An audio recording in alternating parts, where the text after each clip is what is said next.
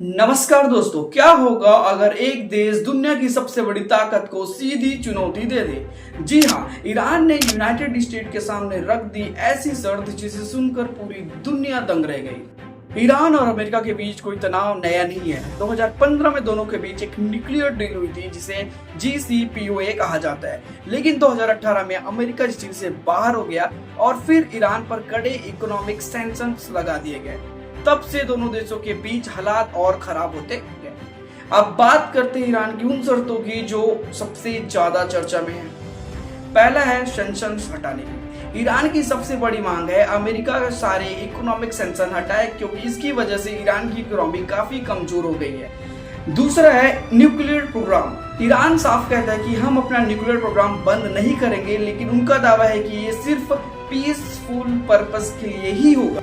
तीसरा है missile programme पर कोई समझौता नहीं। ईरान ने साफ मना कर दिया है, हम अपने मिसाइल प्रोग्राम पर कोई नेगोशिएशन नहीं करेंगे। चौथा है वॉर और अटैक्स बंद करने का। ईरान चाहता है कि पहले अमेरिका और उसके एलाइज हर तरह से अटैक और प्रेशर्स को बंद कर दे।